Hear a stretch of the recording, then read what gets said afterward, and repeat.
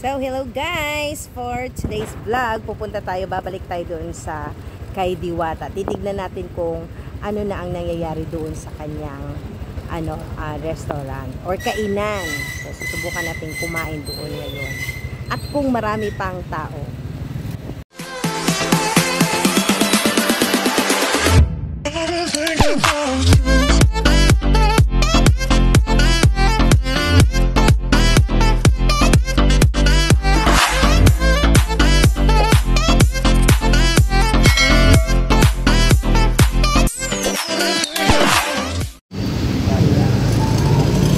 Nandito na kami kay Diwata. Medyo kalmado na. Ayan na yung ngayon, yung parisan. Hindi na siya ganun kadami mga tao kagaya nung una naming pagpunta dito. So susubukan natin kumain ngayon dito. So ayan, bababa ko lang sa motor. So, ayan, may bayad dito ang motorcycle, 20 pesos. Tapos, car and van, 50 pesos. So, ayan na yun, no? Hindi na siya ganun kagulo, kagaya nung dati, ha? So, susubukan natin ngayong kumain dito. Ayan. Pero, ipakita ko rin muna din sa inyo yung, kung anong meron dito. Ayan. So, andito si Diwata. Andito si Diwata ngayon. Ayan siya. Ayan. Ayan siya. Okay. So,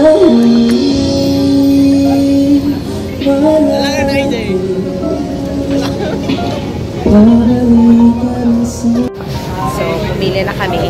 Hindi kagaya na nung dati na medyo magulo. Ngayon, medyo maayos na. At ganyan na lang yung tao. Ayan. At in fairness, malinis na. Hindi ko na gaanong nakikita yung kagaya nung dati na medyo malangaw. Pero ngayon, medyo okay na talaga. Ano yung order mo? Crispy pata na pares. Magkano yung ganyan? 315. Only rice yan? Oh, okay. 315 only rice. Oh, okay. So, yan yung mga Paris Bagnet Overload 120, only rice with soft drinks, Paris Mame Overload 130. So, yan yung mga presyo dyan dito, oh. So, ate, cash lang talaga dito, no? Cash lang. May Gcash po kami. Oh, may Gcash din. Okay. Pwede din pala ang Gcash. So, ayan, no, mga kaibigan, meron talaga yung, nakaregister talaga yan si Diwata. Ayan. So, ako lang Paris Bagnet Overload. Ako po, Bagnes. Ay, chum. Wala po. Yung pata na. Ay, wala pala. Sige po, diretso na lang po doon. Bagnet Paris Overload, dalawa. 240 po. Okay. Po para sa soft drinks. Okay. Sige. So, ito naman yung mga pagkain nila, na pwede ng,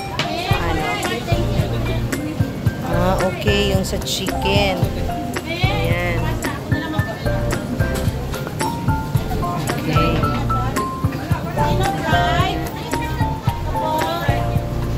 So, ganyan pala. Tapos, saan nilalagay yung rice dito? Ayan. Ito, ano naman to? Okay. Dalawa. Oo, ayan. Hawakan mo na, anak. Tapos, ito yung sa kanya. Ayan. So, saan po ilalagay yung sabaw? Ito? Ito? Ito pala yung lagay ng sabaw. So, diretso na, anak. Ayan, parang pila ng rasyon. Sige. Pero ito, palagyan mo rin to. Kaldero. Yung mga nagsiserve dito.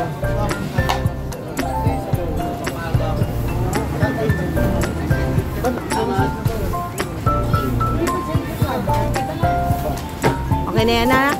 Okay, sige. Roll. Let's go. Nice soft drinks. Ayan, kain tayo. Malaki din ang kanin. Kain tayo. Try natin yung chicken. Dahil walang tinidor. So, try natin yung chicken.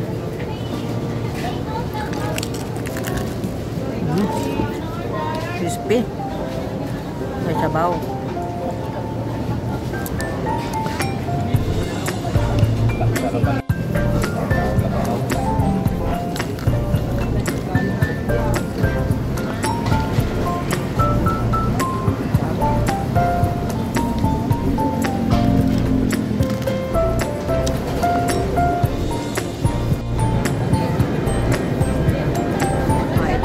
Pares Bagnet overload. So, tayong kakain. Baba na lang. Oh.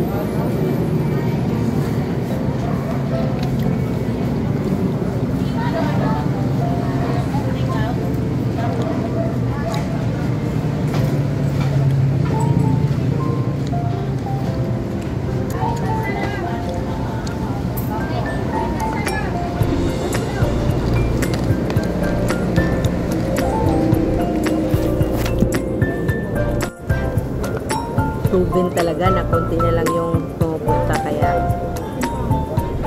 goods na.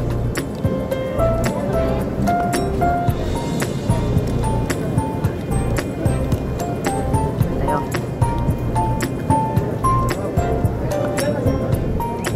Malaki yung chicken. Malaki yung chicken.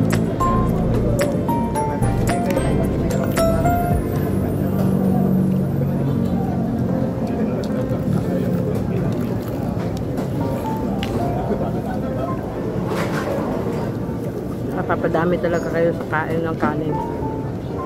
Kasi, ang laki ng ulam.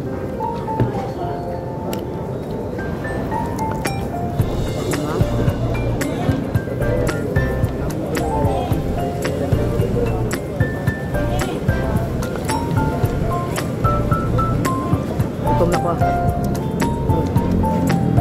Kaya mo na ko, ha. Ayan, meron palang gloves. So, ayan. Pwedeng mag-kamay. Hindi ko feel kasi yung kutsara-kutsara.